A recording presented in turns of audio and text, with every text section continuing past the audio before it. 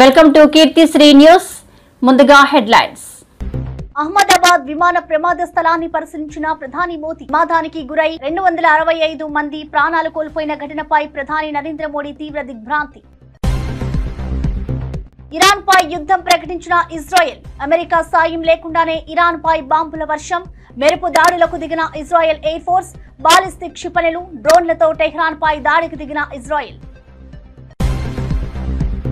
తెలంగాణలో పునఃప్రారంభం కానున్న ప్రభుత్వ సినీ అవార్డులు, ప్రజా గాయకుడు గద్దర్ పేరుతో ఈ ఏడాది పురస్కారాలు, ఉత్తమ చిత్రానికి హీరో, హీరోయిన్, దర్శకుడు, నిర్మాతకు అవార్డు. జూన్ 14న హైదరాబాద్ హైటెక్స్ లో అవార్డుల ప్రధానోత్సవం. తన కుటుంబాన్ని వేధిస్తున్నారన్న పేర్ని నాని నమ్మిన వ్యక్తే తనను మోసం చేశాడని ఆవేదన. తన పరిస్థితి పగవాడికి కూడా రాకూడదని వ్యాఖ్య. అమరావతి మహిళలపై నీచమైన వ్యాఖ్యల కేసు, కృష్ణంరాజులో పాశ్చాత్తాపం లేదన్న పోలీసులు. అమరావతి మహిళల ఆత్మ గౌరవాన్ని దెబ్బతీయడమే ఉద్దేశమని రిమాండ్ రిపోర్టులో పేర్కొన్న పోలీసులు. డీటెయిల్స్ చూస్తే, అహ్మదాబాద్ నుంచి లండన్ వెళ్తున్న ఎయిర్ ఇండియా విమానం ప్రమాదానికి గురై 265 మంది ప్రాణాలు కోల్పోయిన ఘటనపై ప్రధాని నరేంద్ర మోదీ తీవ్ర దిగ్భ్రాంతి వ్యక్తం చేశారు. శుక్రవారం అహ్మదాబాద్ కు చేరుకున్న ఆయన మొదట ప్రమాద స్థలాన్ని పరిశీలించారు. అక్కడి అధికారులతో మాట్లాడి వివరాలు అడిగి తెలుసుకున్నారు.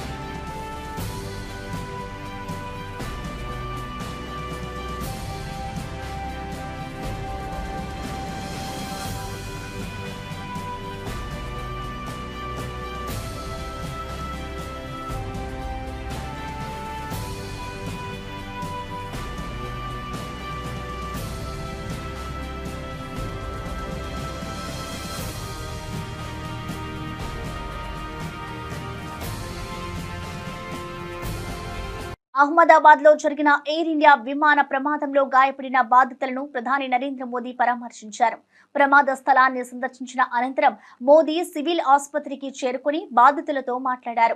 ప్రాణాలతో బయటపడిన విశ్వాస్ కుమార్ ను ప్రత్యేకంగా పరామర్శించి ధైర్యం చెప్పారు. కేంద్ర పౌర విమానయాన శాఖ మంత్రి కింజరపు రామ్మోహన్ నాయుడు ఈ ప్రమాద ఘటనపై ప్రధానికి పూర్తి వివరాలు అందించారు. ప్రధాని వెంట గుజరాత్ సీఎం భూపేంద్ర పటేల్, హోంమంత్రి హర్ష సంఘవి తదితరులు ఉన్నారు.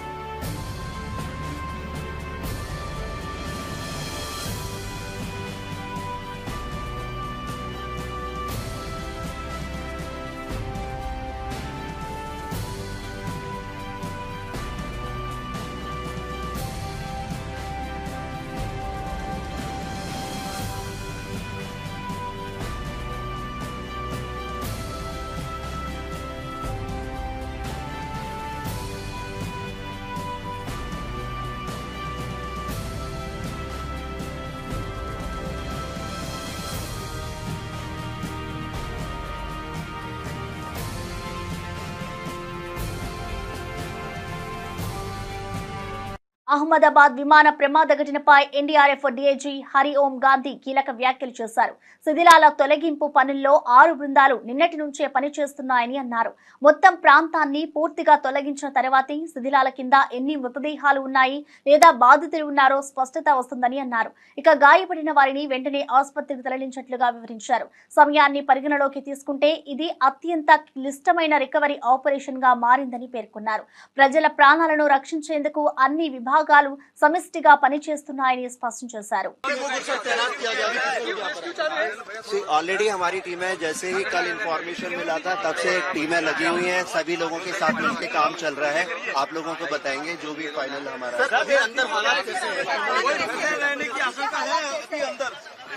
हाँ देखिए मैंने बताया ये अपनी टीमें ग्राउंड पर हैं, अपना काम कर रही हैं और जैसे ही पता चलेगा आप सब लोगों को बताएंगे.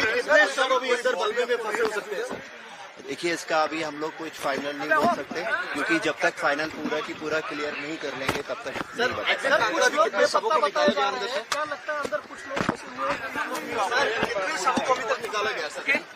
देखिए ऑलरेडी ये आंकड़ा बताया जा चुका है, ऑफिशियली बताया जा चुका है, जितने निकाले गए हैं. बाकी जो भी इंफॉर्मेशन होगी आप लोगों को हम बताएंगे.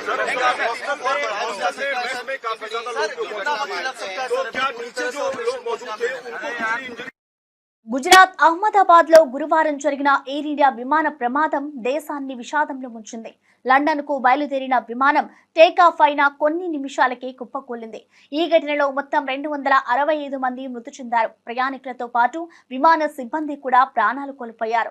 విషాదాన్ని మరింత ముదిర్చిన విషయం ఏమిటంటే విమానం ఓ మెడికల్ కాలేజీ భవనంపై పడిపోయింది. దీంతో ఆ కళాశాలలోని విద్యార్థులు సిబ్బంది కూడా దుర్మరణం చెందారు. ఈ ఘటనపై ప్రధాని మోదీ తీవ్ర దిగ్భ్రాంతి వ్యక్తం చేయగా కేంద్ర ప్రభుత్వం హఠాత్తుగా ఏర్పడిన ఈ విషాదంపై పూర్తి స్థాయి విచారణకు ఆదేశాలు జారీ చేసింది. ప్రభుత్వ యంత్రాంగం సహాయక చర్యల్లో పాల్గొంటోంది. రాష్ట్రంలో విద్యా వ్యవస్థ పూర్తిగా కుప్పకూలిపోయిందని బీఆర్ఎస్ నేత ఆర్ఎస్ ప్రవీణ్ కుమార్ ఆగ్రహం వ్యక్తం చేశారు. కేసీఆర్ హయాంలో విద్యారంగం అభివృద్ధి చెందిందని కొనియాడిన ఆయన ఇప్పుడు కాలేజీకి వెళ్లి ప్రతి అమ్మాయికి స్కూటీ ఇస్తామన్న హామీ ఏమైందని ప్రశ్నించారు. కేసీఆర్ ప్రవేశపెట్టిన బ్రేక్ఫాస్ట్ పథకాన్ని రేవంత్ సీఎం అయిన తర్వాత రద్దు చేశారని ఆరోపించారు. కాంగ్రెస్ ప్రభుత్వం ఫోటోషాప్ పరంగా మాత్రమే పనిచేస్తుందని ఎద్దేవా చేశారు. యంగ్ ఇండియా ఇంటిగ్రేటెడ్ స్కూల్స్ పేరుతో సీఎం రేవంత్ ప్రజలను మోసం చేస్తున్నారని విమర్శించారు. విద్యా వ్యవస్థ పట్ల కాంగ్రెస్ నిర్లక్ష్యానికి ఇది నిదర్శనమని ఆవేదన వ్యక్తం చేశారు. టాయిలెట్ల పరిస్థితి అత్యంత ఘోరంగా ఉందని, తాగడానికి నీళ్లు కూడా సరిగా లేవని, అదేవిధంగా ప్రాపర్ మెస్ ఫెసిలిటీస్ కూడా లేవని, అలాగే లైబ్రరీలకు బుక్కులు లేవని, అలాగే ఇంటర్నెట్ సదుపాయం కూడా లేదని, అలాగే విద్యార్థులకు రావాల్సిన స్కాలర్షిప్స్ ఏవైతే ఉన్నాయో ఒక 2-3 సంవత్సరాల నుంచి రావడం లేదని చెప్పేసి రాహుల్ గాంధీ గారు కేంద్ర ప్రభుత్వానికి లేఖ రాసిండ్రు. మేము ఒక్కటే చెప్పాలనుకున్నాం, అయ్యా రాహుల్ గాంధీ గారు లేఖ బాగానే రాసిండు కానీ నరేంద్ర మోడీ అడ్రస్తో పాటు సీసీలో రేవంత్ రెడ్డి అడ్రస్ కూడా పెట్టాల్సిందని మేము అనుకుంటున్నాం. మీరు అది కావాలనే ఆ అడ్రస్లో రేవంత్ రెడ్డి పేరు, తెలంగాణ కాంగ్రెస్ ప్రభుత్వం పేరు కావాలనే పెట్టలేదని మేము అనుకుంటున్నాం. నిజానికి ఇక్కడ చెప్పిన సమస్యల కన్నా ఇంకా తీవ్రమైన సమస్యలు, బీహార్ కన్నా ఘోరమైన సమస్యలు ఈరోజు తెలంగాణలో విద్యారంగాన్ని పట్టి పీడిస్తున్నాయి. ఇది వాస్తవం. దీన్ని గురించి మాట్లాడకుండా మీరు ఎక్కడో మరి బీహార్లో దర్భంగాలో ఒక హాస్టల్ గురించే మాట్లాడుతున్నారు. నిజానికి ఇక్కడ సమస్యలు మీరు అశోక్ నగర్ వచ్చినప్పుడు కానీ, లేకపోతే మీరు చేవెళ్లలో మరి దళిత గర్జన పెట్టినప్పుడు కానీ, ఇంద్రవెల్లిలో గిరిజన గర్జన పెట్టినప్పుడు కానీ, సరూర్ నగర్ స్టేడియంలో మరి ప్రియాంక గాంధీ గారు వచ్చి ఇక్కడ మీటింగ్ పెట్టినప్పుడు కానీ, తుక్కుగూడలో మీరు మీటింగ్ పెట్టినప్పుడు కానీ, మీరు విద్యార్థుల మీద మరి మీరు చల్లిన ఏవైతే హామీలు ఉన్నాయో, 10వ తరగతి ఫస్ట్ క్లాస్ అయితే 10,000 రూపాయలు, ఇంటర్మీడియట్కి 25,000 రూపాయలు, డిగ్రీకి 50,000 రూపాయలు, పీజీకి 75,000, పిహెచ్డికి 1,00,000 రూపాయల పారితోషికం ఇస్తూనే అమ్మాయిలందరికీ, కాలేజీకి పోయే అమ్మాయిలందరికీ కూడా స్కూటీలు ఇస్తామనే హామీని మీ అగ్రనాయకులు మల్లికార్జున ఖర్గే గారి దగ్గర నుంచి ప్రియాంక గాంధీ దాకా అందరూ కూడా మరి తెలంగాణ ప్రజల మీద ఈ హామీలు చల్లినారు. మీరు దాని గురించి మీ ముఖ్యమంత్రి అయిన రేవంత్ రెడ్డి గారికి లెటర్ రాయాల్సింది, అది మీరు రాయలేదు. మరి ఈరోజు అది చేయకుండా ఇవాళ మీరు ఎక్కడో దేశంలో రకరకాల విద్యా సమస్యల గురించి మాట్లాడుతున్నారు. మరి ఒకనాడు కేసీఆర్ గారి ప్రభుత్వంలో ఎంతో గొప్పగా వెలిగిన విద్యారంగం, దాని గురించి కూడా ఒక 2 నిమిషాలు తెలంగాణ ప్రజల దృష్టికి తీసుకురావాలి. దాని తర్వాత కాంగ్రెస్ పాలనలో ఏ విధంగా ఈ విద్యారంగం అనేది పూర్తిగా నాశనమైందనేది కూడా తెలంగాణ ప్రజలకు చెప్పాల్సిన అవసరం ఈరోజు భారత రాష్ట్ర సమితి మీద ఉందని మేము బలంగా నమ్ముతున్నాం.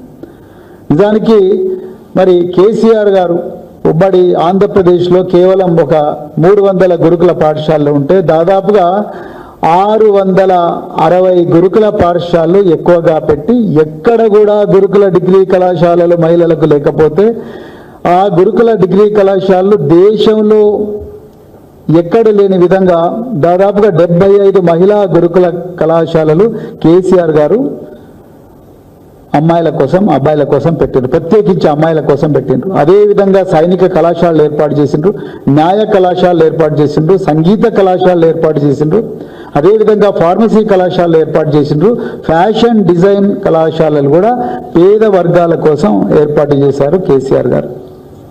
అలాగే దాదాపుగా 29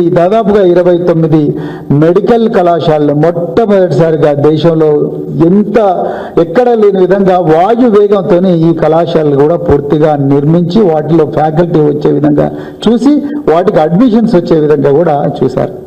అదేవిధంగా అంబేద్కర్ ఓవర్సీస్ విద్యానిధి, జ్యోతిరావు పూలే విద్యానిధి, ఈ విద్యానిధి కోసం ఒకప్పుడు కేవలం 10 లక్షల రూపాయలు ఉండేవి. ఆ 10 లక్షల రూపాయలు విద్యార్థులకు సరిపోవడం లేదని 20 లక్షల రూపాయలు తీసుకొచ్చిన, 20 లక్షల రూపాయలకు పెంచిన ఏకైక ముఖ్యమంత్రి కేసీఆర్ గారు.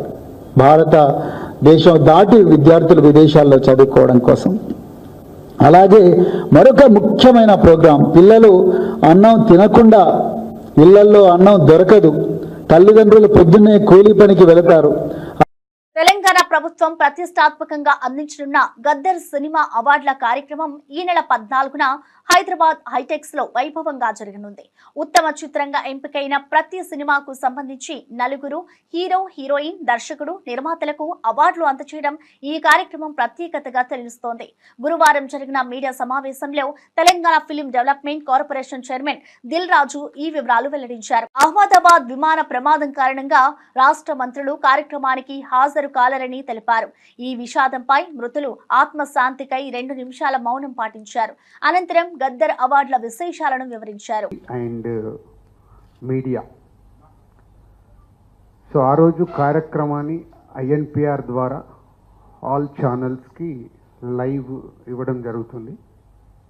సో INPR ద్వారా మీరు కమ్యూనికేట్ చేసుకొని ఆ ఈవెంట్ని వరల్డ్ వైడ్గా ఉండే తెలుగు ప్రేక్షకులు, అలాగే అదర్ లాంగ్వేజ్లు కూడా ఇప్పుడు పాన్ ఇండియా అయిన తర్వాత మన హీరోల సినిమాలు ప్రపంచవ్యాప్తంగా రిలీజ్ అవుతున్నాయి. కాబట్టి ఈ ఈవెంట్ అందరికీ రీచ్ అయ్యేలాగా మీ వంతుగా లైవ్ ప్రోగ్రామ్ని కండక్ట్ చేయాలని FDC ద్వారా కూర్చున్నాం. 6 o'clock ఈవెంట్ షార్ప్గా స్టార్ట్ అవుతుంది. 2014 నుంచి 2023 వరకు ఎవ్రీ ఇయర్ 3 బెస్ట్ ఫిలిమ్స్, ప్రతి బెస్ట్ ఫిలింకి hero, heroine, producer and director 4 awards ఇవ్వడం అనేది ఇప్పుడు ఈ తెలంగాణ గదర్ ఫిలిం అవార్డ్స్ నుంచి ఇంట్రడ్యూస్ చేస్తున్నాం. సో అలాగే బెస్ట్ ఫిలింకి, సెకండ్ బెస్ట్ ఫిలింకి, థర్డ్ బెస్ట్ ఫిలింకి అందరికీ అవార్డ్స్ ఉన్నాయి, 4కి. అలా ఎవ్రీ ఇయర్ 3 ఫిలిమ్స్ టు 2023 వరకు ఎవ్రీ ఇయర్ ఉండే 3 ఫిలిమ్స్కి 4 అవార్డ్స్ ఇవ్వడం జరుగుతుంది. సో ఇది చాలామందికి కమ్యూనికేట్ కాలేదని అన్నారు. ఇది కూడా మీడియా మిత్రులు ఇది అందరికీ రీచ్ అయ్యేలాగా చేయాలని కోరుకుంటున్నాను. అలాగే 2024లో ఏవైతే అవార్డ్స్ అనౌన్స్ ఉన్నాయో అవన్నీ అందరికీ ఇన్విటేషన్స్ కూడా ఈరోజు రీచ్ అయ్యాయి. సో తెలుగు చలనచిత్ర లో ఉండే అందరికీ ఎఫ్డిసి చైర్మన్గా నా విన్నపం. తెలంగాణలో గొల్లలు కురుమలు వేరిని దుష్ప్రచారం చేసిన వారు ఒకటేనని ఆలేరు ఎమ్మెల్యే ప్రభుత్వ విప్ బీర్ల ఐలయ్య స్పష్టం చేశారు. తాను గొల్ల కురుమల తరఫున ఎమ్మెల్యేగా ఉన్న ఏకైక నేతనని గుర్తు చేశారు. ఇప్పటి వరకు ఒక్కసారి కూడా కేబినెట్ లో గొల్ల కురుమలకు స్థానం లభించలేదని ఆవేదన వ్యక్తం చేశారు.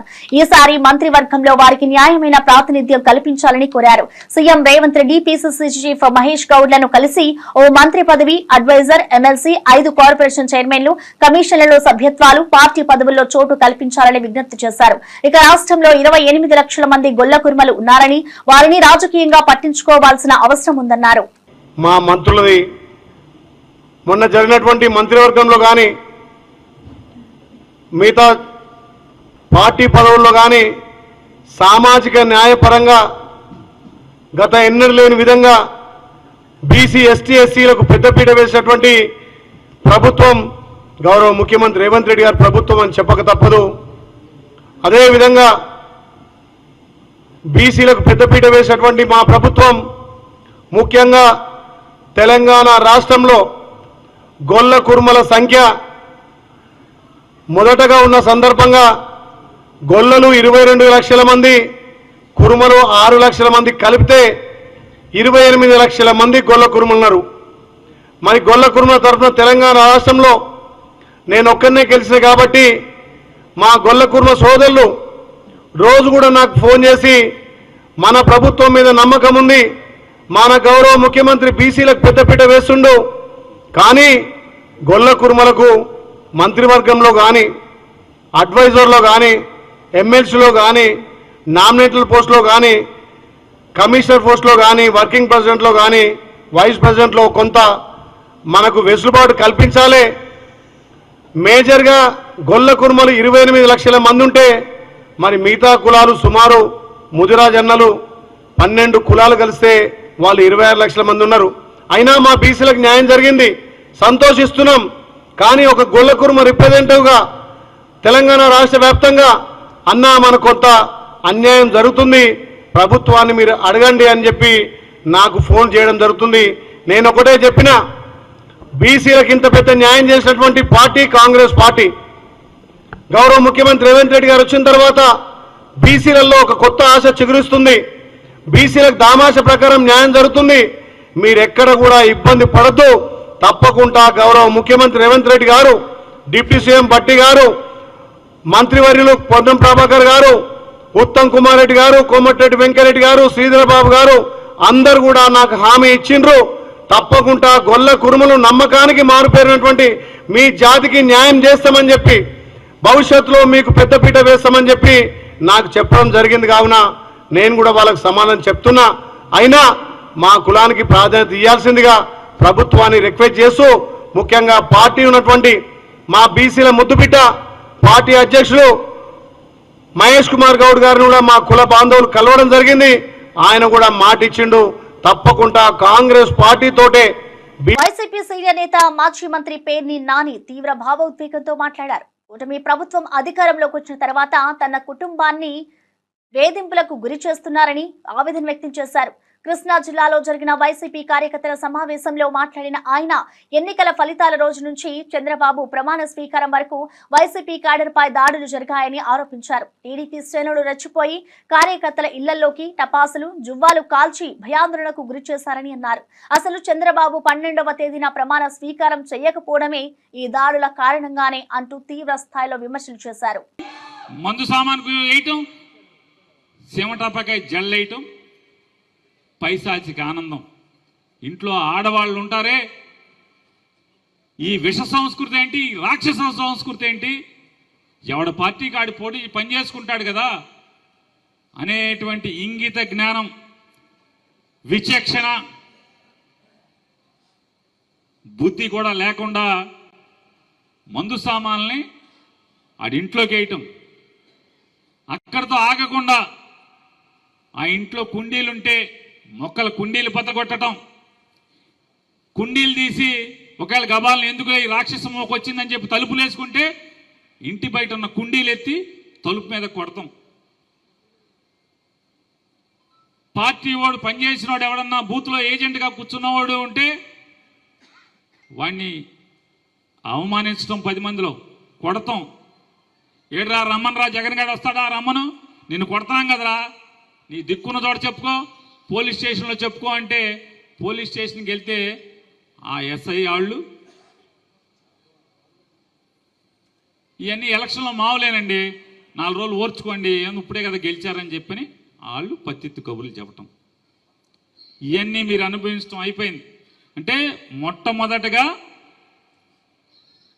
చంద్రబాబు నాయుడు 4వ తారీఖు గెలిచినప్పటికీ 12వ తారీఖు దాకా ఎందుకు ప్రమాణ స్వీకారం చేయలేదంటే, వైఎస్ఆర్ కాంగ్రెస్ పార్టీ జెండా మోసినోడినల్లా మీ కక్ష ఉన్న చోటల్లా మీ ఇష్టం వచ్చింది చేసుకోండి, మొత్తం గవర్నర్ మీదకి ఎలక్షన్ కమిషన్ మీదకి వెళ్ళిపోతుంది, మన ఖాతాలోకి రాదు అనేటువంటి బరితెగింపు చంద్రబాబు నాయుడులో పవన్ కళ్యాణ్లో వచ్చింది. కాబట్టి ఇవాళ ఆ రకమైనటువంటి తప్పుడు ఆలోచనతో వాళ్ళ లక్ష్యం ముందుగా వైఎస్ఆర్ కాంగ్రెస్ పార్టీకి పేటలో గ్రామాల్లో జెండా మోసేవాడు ఉండకూడదు, భయపడి పారిపోవాలి, ఇంట్లోంచి జగన్ పేరు చెప్తే బయటికి రాకుండా ఉండాలి అనే లక్ష్యంగా వేటాడటం అయిపోయింది.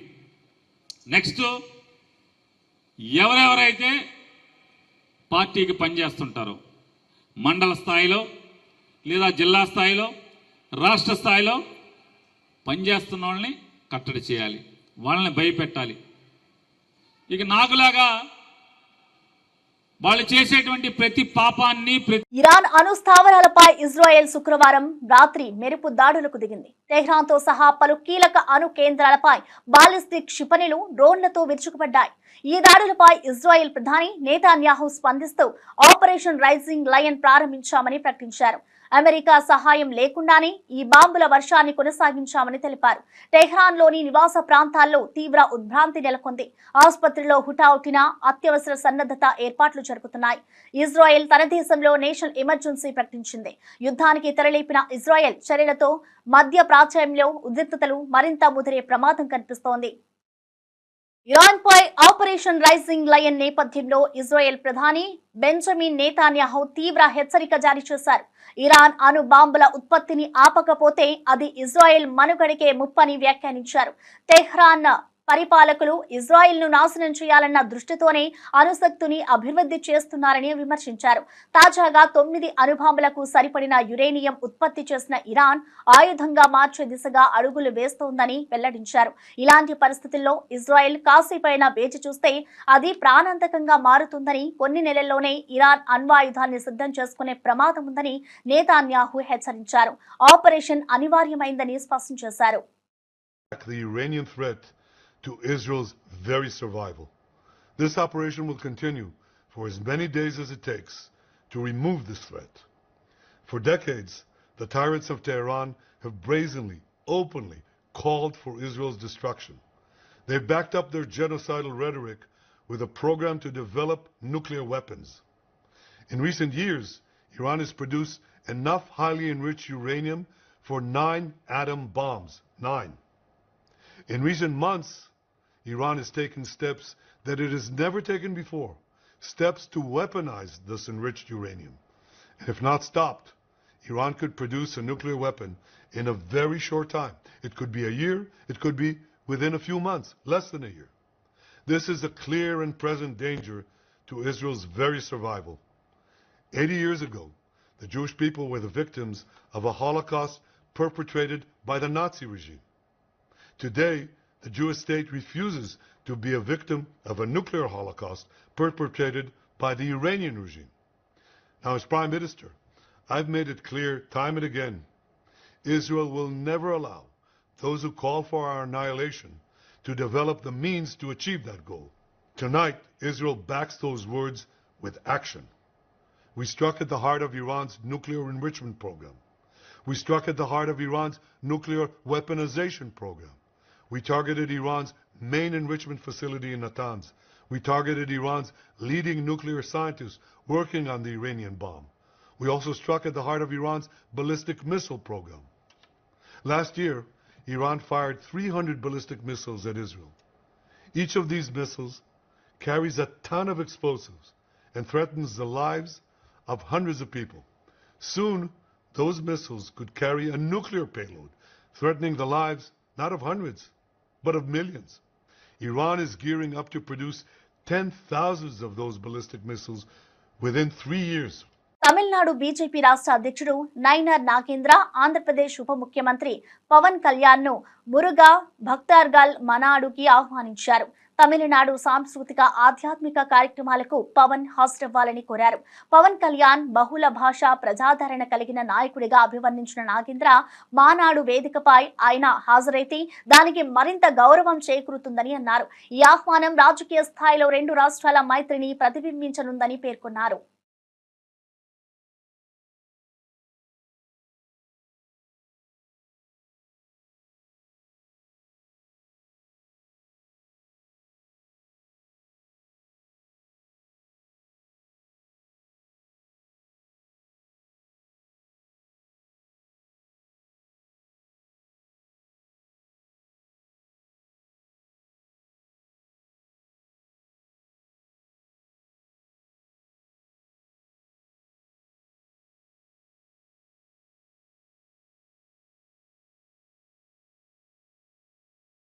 ఢిల్లీ నుంచి అహ్మదాబాద్ కు వెళ్లిన అదే ఎయిర్ ఇండియా విమానంలో ప్రయాణించిన ఓ ప్రయాణికుడు ప్రమాదం నుంచి బయటపడిన తర్వాత తన అనుభవాన్ని బయటపెట్టారు. విమానంలో ఎయిర్ కండిషనింగ్ సరిగా పనిచేయలేదని, సీట్లు అల్లగొలిసిపోయి ఉన్నాయని ఆరోపించారు. ఎమర్జెన్సీ లైటింగ్ కూడా లేనట్లు కనిపించిందని తెలిపారు. కనీసం సురక్షిత ప్రమాణాలు పాటించకుండానే విమానాన్ని నడిపారని విమర్శించారు. ఈ విషయాలను తాను వీడియో తీసి ప్రమాదానికి ముందే సోషల్ మీడియాలో పోస్ట్ చేశారని వెల్లడించారు. ఈ వీడియో ప్రస్తుతం వైరల్ గా మారింది. ప్రయాణికుడి ఆరోపణలతో విమాన సంస్థ నిర్వహణపై తీవ్ర విమర్శలు వెల్లువెత్తుతున్నాయి. అధికార యంత్రాంగం ఈ అంశంపై విచారణ ప్రారంభించింది. We are almost about to taxi, but this AC is not working. Look at everyone, and it's so many people. They are using these magazines. AC is not working at all. And as usual, your TV screens are also not working. Neither this button for calling the cabin crew. Nothing is working. Nothing. Not even the light is working. See, this is what you are providing. And as usual, that is why Air India is considered as one of the worst airlines in the world. AC is still not working, and today it is very, very, very hot in Delhi.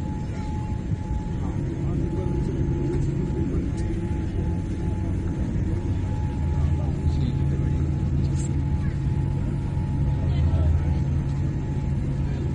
and it's a Dreamliner 787.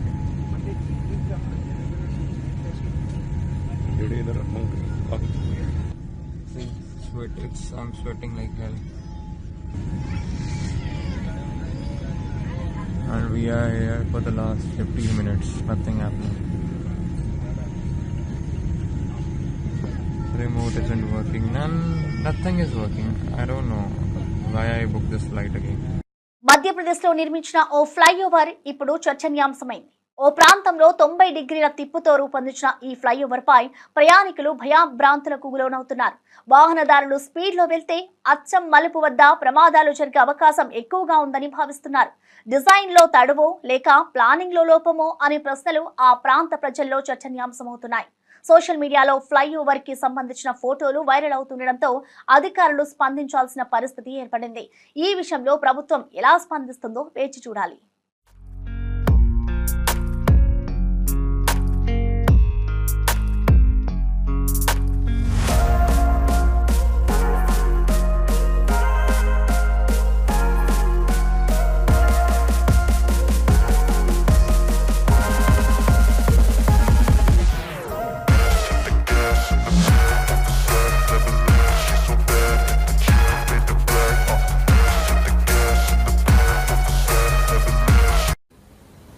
మరిన్ని updates గురించి చూస్తూ ఉండండి కీర్తి Shri news.